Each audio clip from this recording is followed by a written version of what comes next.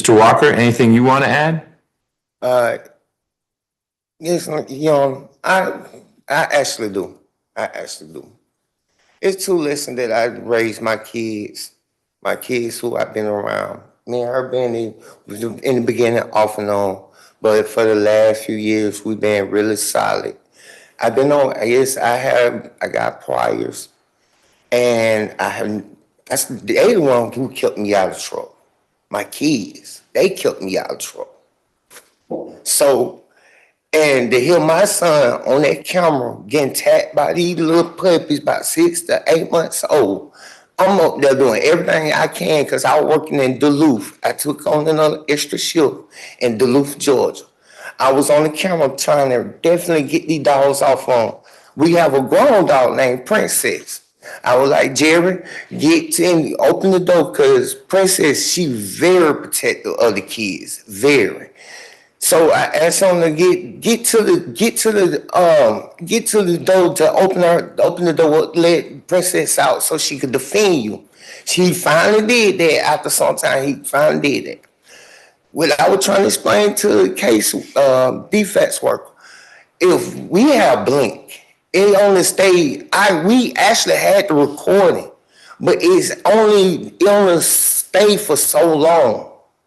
I love my babies. I ain't never hurt my babies.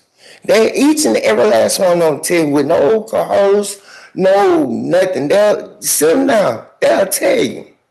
They'll tell you. And the first main thing I teach them, who you come in this world is, that's who they gonna, no matter what, ain't gonna like you. The second red strike you'll have against you is lack of knowledge. And every last one of them will testify to that.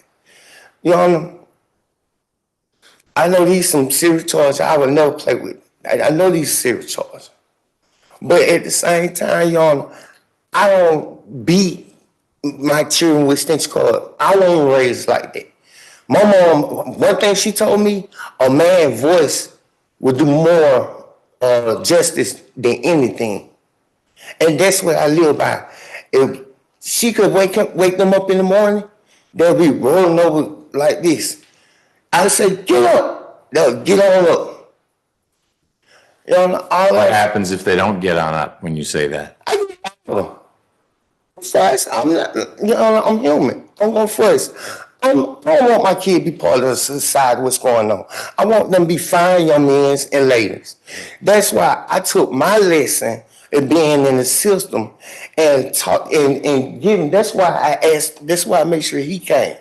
Because he's 17, he's gonna be 18. When he turned 17, I didn't tell him first, happy birthday. I told him, you go out there with nothing, you mess up, you old enough to go to jail. So I tried my best. I'm not the perfect father. I'm not gonna lie, I never was.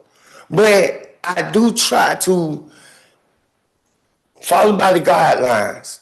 It's tough, it is. And that's no excuse, because they didn't ask to be here. And that, but I'm taking on my responsibility. And I love every minute of it. He come out of school next year. I got one behind. I would love to join and see that. They give me joy. We just had, like my Jeremiah and his sister and the other brother, they with our pastor in Chicago. My kids is everything to me. They don't want to keep me afloat. They does. And especially that's my replacement. Because no matter what happened to me, he gonna feel he gonna take over it. So like I said, I'm sorry. I'm sorry. Because what they brought out, and they didn't even investigate, and nobody even really wanted to sit there and take their time investigate. Them dogs almost killed my baby.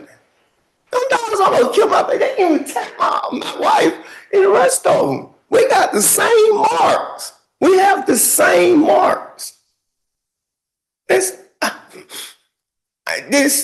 I know you see and hear a lot of stuff, but I'm trying to hold back these here because these my babies. I've been there, regardless biological or not. I've been there, rocking them in they seat with the bottle, everything. I've been doing that. Well, both of us. And we recently did get married because we've been together too long not to be a unit. So she told me, like, it wasn't no, like, an ultimatum, but, we were like, come on, we've been together too long. My son about to be a real adult. So that's all I have, y'all.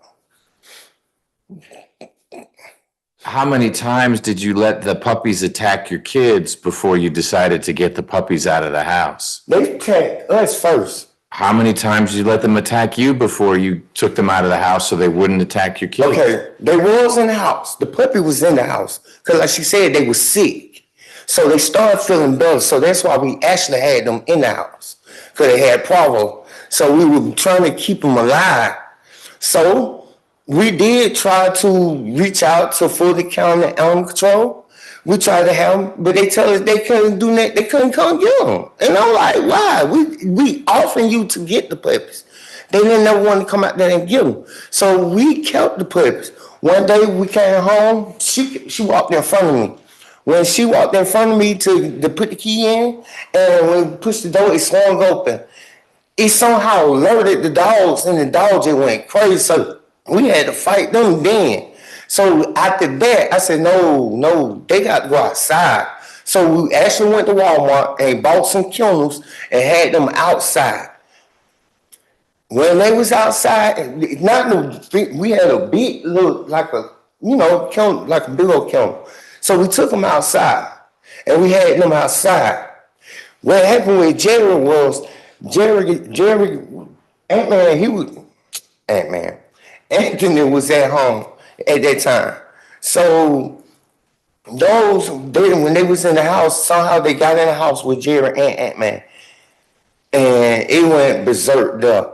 And the day they attacked Jerry, I think we separate the puppies because it seemed like one would start and it'll make all of them, fall in line. So we kept the two outside, we put two inside. When Jerry got home, the puppies somehow got out the little plastic kennels that we had. And they were roughing my son up. After that, when I seen that, and I was looking at that door and the cameras on the blink, they got to go. They got to go. I understood when it was us because we were grown. We came in that door loud, and they was, just getting over sickness. But when they tapped my baby, no, she'll tell you what I tried to do with one though. Probably don't need to tell me that. Yeah. Okay. Anything else you want to share? No, sir. I just honestly, I know, like I said, I won't nobody play about these charges. But my truth, I don't hurt my kids. I never did, never will. This is, I raised them. Let me start saying me. We raised these kids together, and it's through thick and thin. That's all I got. I'm not trying to. So. Okay. Well, Mr. Walker, I don't want to go a whole lot further. If you're not interested in a sentence that involves you going into custody, I don't see imposing a sentence that doesn't involve you going into custody. So it may be that you want to just move this to the trial calendar, and we're going to need to let a jury sort out the dogs did it versus, I don't know why he'd make it up, that it was an extension cord. But the injuries I saw, along with some of what you shared with me, I don't see, I'm not imposing a sentence that's just probation. But I appreciate in particular why Ms. Smith needs you around. And there are people who, I don't think you did it intentionally, but you've built up a dependency. They need your income to keep the household afloat.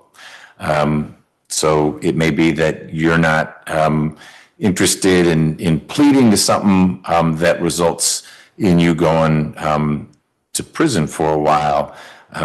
You got to leave it up to the jury. And if a jury buys the dogs did it story, they find you not guilty, then you don't need to worry about it. But the jury will be looking at the pictures of Jeremiah's arms and his legs, and you'll have what defense you have. They'll see the statement he gave at the forensic interview, and they'll need to decide what they're going to do. Yes, sir. Oh, I'm sorry. I ain't mean it. No, I can pick up where I left off.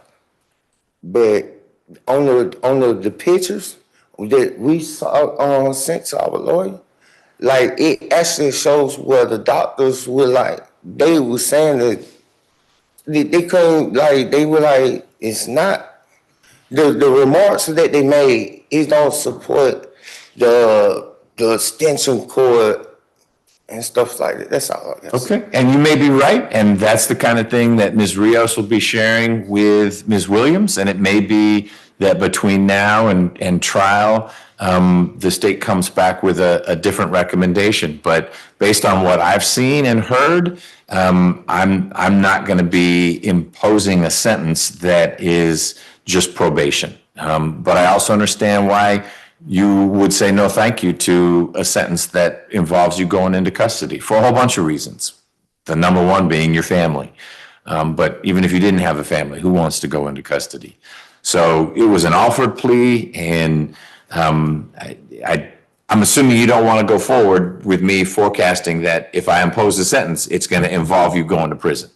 And you'd rather have this case move on to the trial calendar. Is that a fair statement? Fair. Okay. So it was helpful that we had this discussion. I got to learn more about you. It was particularly helpful to hear from Ms. Smith, because she helps paint a picture beyond your criminal history and what these allegations are. Those are important things for me to hear. As I promised you at the beginning, it's as if this didn't happen. The state doesn't get to tell the jury, oh, he almost pled guilty. That doesn't come up. If this goes to trial, it will be about what happened in October of 24. And it sounds like there's a lot for Ms. Rios to work with the dog scenario, and maybe medical professionals saying, I've never seen an extension cord make a wound like this. The doctors are going to say what they say. The one thing you need to understand before you say no thank you, two things that change after today. After today, if you do decide to enter a plea because you don't want to put Jeremiah through a trial, or whatever your motivation is for entering a plea, you don't get to withdraw it if you don't like the sentence you get. So if I do the 10 serve 3 or something that I think is a little different, that's your sentence. No, you don't get to hand it back because you don't like it. The other thing that changes is that the state's offer expires. They may renew it, they may not. And what I heard Ms. Williams say, and she'll confirm it in a minute, is that for today, she was withdrawing the recidivist notice. And that has this most important impact. Whatever amount of prison time I sentence you to, as a non-recidivist, in other words, with the notice withdrawn, you're parole eligible. So if I were to say 3 years, you might get out after a year or a year and a half. You'd be parole eligible. If you are sentenced as a recidivist, whatever amount of time I sentence you to is non-parolable. So if we go with the 3, it would be 3 years to the door. Now you get credit for you spent 31 days in jail back then. You get credit for that, but it's effectively 3 years to the door. So that may change because Ms. Williams said for today, I'll withdraw the recidivist notice. But that says to me in the future, certainly if you go to trial, that recidivist notice will be in place. It just means that then whatever sentence you get, there's not a parole element to it. Do you understand that? Yes, sir. Okay. I figured you did because I know you guys have been talking about it. You, Mr. Walker, are on... Where'd that email go? You are on the trial calendar at the end of May. So you don't need to be back here till May 28th. You'll get notice of that. Ms. Rios will be talking with you about it. But you'll need to be here on that date we call the calendar. If between now and then, Ms. Rios and Ms. Williams and you sort something out, we can have that conversation before then. We don't need to wait that long. But if the state's offer doesn't change and you're not interested in their offer, just know then that we'll be getting set for trial at the end of May. Okay? Ms. Rios, anything else on behalf of Mr. Walker? No, Your Honor, thank you. Okay, Ms. Williams? No, Your Honor. All right, we do need to deal with this fact. Mr. Walker's bond says stay away from Jeremiah Smith. And in violation of that bond order, you've been living at home. I make it sound worse than it is. You've been living at home with the woman you love and the kids you take care of. But unless we work through modifying that bond, Jeremiah needs to get out or you can't be at home. And I can't be at home. I'm not gonna make Jeremiah move. No children under the age of 18 as well. Yeah, well, I didn't see that in the, All the way at the bottom in the fine print. That's why I didn't see it initially either. There's a small, I'm not disagreeing with you, I'm just trying to find it. It does say, it references the molestation conviction. Oh, this is the bond denial. It's odd, it says stay away from Jeremiah, but it denied your bond. Let me find where you got a bond.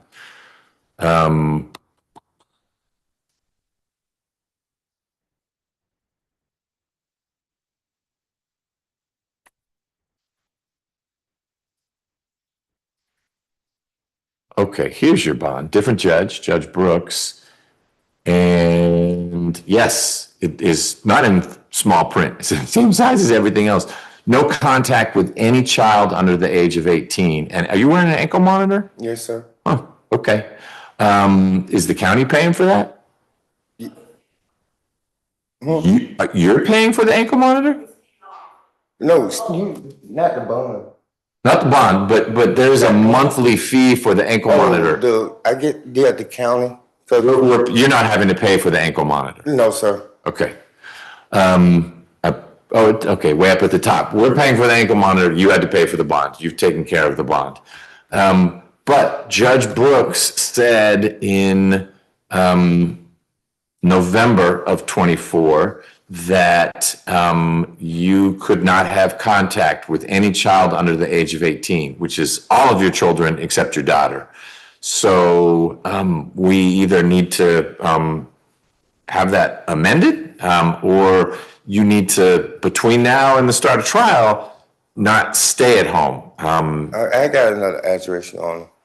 Well, are you going to be in a position to still support the household? Yes, sir. Okay. Yes, sir. This is my sister. Yes, sir. All right. Ms. Rios, you should engage with Ms. Williams to see if there's any interest on the state side to modify that bond condition in light of how Mr. Walker's lived the last year and a half anyway. And I'm open to considering that if both sides want to do that. yes, sir. Thank you. Okay. So it is fine to go home today to get some stuff, but Judge Brooks ordered that you not have contact with children under 18. Yes, So you can go home with, is this Ant-Man? Yes, sir. Okay, with Anthony. But tonight you got to be at your sister's until Ms. Rios can either persuade the state to move to amend that or something else. Yes, sir. All right. Anything else, Ms. Williams? No, Your Honor. All right. Thank you, everyone. Thank you.